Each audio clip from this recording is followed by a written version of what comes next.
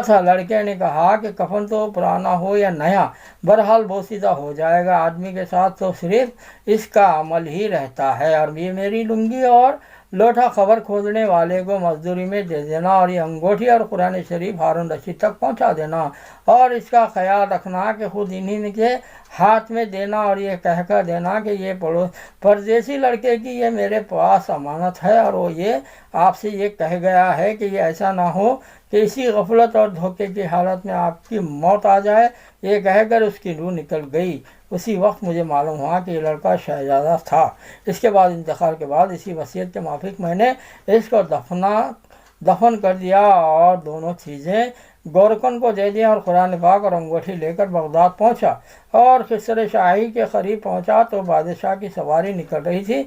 मैं एक ऊंची जगह खड़ा हो गया। अव्वल एक बहुत बड़ा लश्कर निकला जिसमें तकरीबन 1000 घोड़े सवार थे। इसके बाद इसी तरह एक के बाद दीगर लश्कर निकले, हर एक में तकरीबन 1000 सवार थे, 10 हैं, और ख़ुद अमीरुल मोमिनीन भी थे। मैंने ज़ोर से आवाज़ देकर कहा कि अमीरुल मोमिनीन, आपको हुज़ूर सल्लल्लाहु अलैहि वसल्लम की खुराबत रिश्तेदारी का वास्ता, ज़रा सा तवक्को कर लीजिए। मेरी आवाज़ पर उन्होंने मुझे देखा तो मैंने जल्दी से आगे बढ़कर कहा कि मेरे पास एक परदेसी लड़के की ये अमानत है जिसने मुझे वसीयत की थी कि ये दोनों चीज़ें आप तक पहुंचा दूं।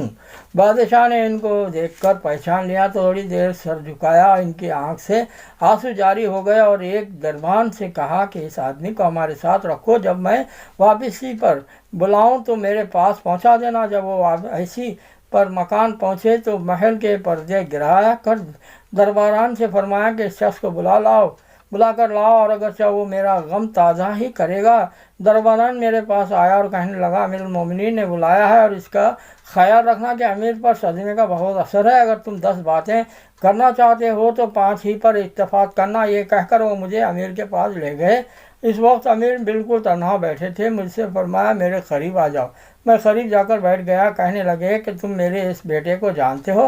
मैंने कहा, जी हाँ, मैं इनको जानता हूँ। कहने लगे कि वो क्या काम करता था? मैंने कहा कि गारे मिट्टी की मजदूरी करते थे। कहने लगे कि तुमने भी मजदूरी पर कोई काम इससे कराया है? मैंने कहा कि कराया है। कहने लगे, तुम्हें इसका ख्याल ना आया कि इसकी हुज़ूर सल्लल्लाहु अलैहि वसल्लम से खुराबत थी कि ये हजरात हुज़ूर सल्लल्लाहु अलैहि वसल्लम के चाचा हज़रत अब्बास रज़ी अल्लाह अन्हु के औलाद हैं। मैंने कहा, अमीरुल मोमिनीन, पहले अल्लाह जल्ल शानहू से माज़रत चाहता हूँ, इसके बाद आपसे अज़ुर ख़्वाह हूँ। मुझे इस वक्त इसका इल्म ही ना था कि ये कौन हैं। मुझे इनके इंतकाल के वक्त इनका हाल मालूम हुआ।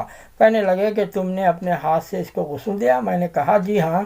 कहने लगे, अपने हाथ लाओ। मेरा हाथ लेकर अपने सीने पर रख लिया और चंद शेर पढ़े जिनका तर्जुमा यह है, वो मुसाफिर जिस पर मेरा दिल पिघल रहा है और मेरी आँख पर आंसू बहा रही है, आए वो शख्स जिसका मकान खबर दूर है लेकिन इसका गम मेरे करीब है। बेशक मौत हर अच्छे से अच्छे ऐश को मुकद्दर कर देती है, और वो मुसाफिर एक चांद का टुकड़ा था, यानी इसका चेहरा जो ख़ास चांदी की टहनी पर था, यानी इसके बदन पर वह चांद का टुकड़ा भी खबर में पहुंच गया और चांदी टहनी भी खबर में पहुंच गई। इसके बाद हारून रशीद ने बसरा के इसी खबर पर जाने का इरादा किया। अबू आमिर रहमतुल्लाह अलैह साथ थे। इसकी खबर पर पहुंचकर हारून रशीद ने चंद शेर पढ़े जिनका तर्जुमा यह है, वो मुसाफिर जो अपने सफ़र से कभी भी ना लौटेगा, मौत ने कम उम्री के ही ज़माने में इसको जल्दी से उचक लिया। आए मेरी आँखों की ठंडक, तू मेरे लिए उन्स और दिल का चैन था।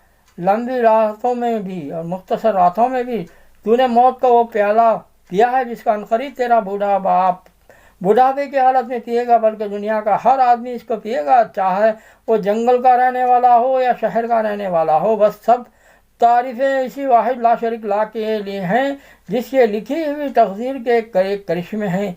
अबू आमिर रहमतुल्लाह अलैह कहते हैं कि इसके बाद जो रात आई तो जब मैं अपने वज़ाइफ पूरे करके लेटा ही था, मैंने ख्वाब में एक नूर का खुब्बा देखा जिसके ऊपर अबर की तरह नूर फैल रहा है। उस नूर के अबर में से इस लड़के ने मुझे आवाज़ देकर कहा, अबू आमिर, तुम्हें हक़ ताला शान जज़ाए खैर अता फरमाए, तुमने मेरी तजवीज़ तक़वीन की और मेरी वसीयत पूरी की। मैंने इससे पूछा, मेरे प्यारे, तेरा क्या हाल गुजरा? कहने लगा, मैं ऐसे मौला की तरफ पहुँचा हूँ جو بہت کریم ہے اور مجھ سے بہت راضی ہے۔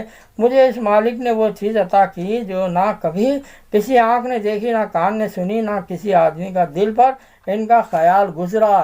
یہ ایک حدیث پاک کا مضمون ہے۔ حضور صلی اللہ علیہ وسلم فرماتے ہیں، اللہ جل شانہ کا پاک ارشاد ہے کہ میں نے اپنے نیک بندوں کے لیے ایسی چیزیں تیار کر رکھی ہیں جو نہ کسی آنکھ نے کبھی دیکھی، نہ کان نے سنی، نہ کسی کا دل پر ان کا خیال گزرا۔ حضرت عبداللہ بن مسعود رضی اللہ عنہ فرماتے ہیں کہ تورات میں لکھا ہے کہ حق تعالیٰ شانوں نے ان لوگوں کے لیے جن کے پہلو رات کو خواب گاہوں سے رجوع رہتے ہیں، یعنی تہجد گزاروں کے لیے وہ چیزیں تیار کر رکھی ہیں جن کو نہ کسی آنکھ نے دیکھا، نہ کان نے سنا، نہ کسی آدمی کے دل پر ان کا خیال گزرا، نہ ان کی کوئی مقرب فرشتہ جانتا ہے، نہ کوئی نبی رسول جانتا ہے۔ یہ مضمون قرآن پاک میں بھی ہے۔ فَلَا تَعْلَمُ نَفْسٌ مَا أُخْفِيَ لَهُم مِّن قُرَّةِ أَعْيُنٍ، کسی شخص کو خبر بھی نہیں جو آنکھوں کی ٹھنڈک کا سامان ایسے لوگوں کے لیے خزانے غیب میں موجود ہے۔ اس کے بعد اس لڑکے نے کہا کہ حق تعالیٰ شانوں نے قسم کھا کر فرمایا ہے، جو بھی دنیا سے اس طرح نکل آئے جیسا میں نکل آیا، اس کے لیے یہی اعزاز و اکرام ہے جو میرے لیے ہوا۔ صاحب روز کہتے ہیں کہ یہ سارا قصہ مجھے اور طریقے سے بھی پہنچا ہے۔ اس میں یہ بھی شخص ہارون رشید سے اس لڑکے کے متعلق سوال کیا تو انہوں نے بتایا کہ میرے بادشاہ ہونے سے پہلے یہ لڑکا پیدا ہوا تھا، بہت اچھی تربیت پائی تھی، قرآن پاک بھی پڑھا تھا اور علوم بھی پڑھے تھے۔ جب میں بادشاہ بن گیا تو یہ مجھے چھوڑ کر چلا گیا تھا میری دنیا سے، اس نے کوئی راحت نہ اٹھائی۔ چلتے وقت میں نے اس کی ماں سے کہا تھا کہ اس کو انگوٹھی دے دے، اس انگوٹھی کا یاقوت بہت زیادہ قیمتی تھا، مگر یہ اس کو بھی کام میں نہ لایا، مرتے وقت واپس کر گیا۔ یہ لڑکا اپنی والدہ کا بڑا فرمانبردار تھا۔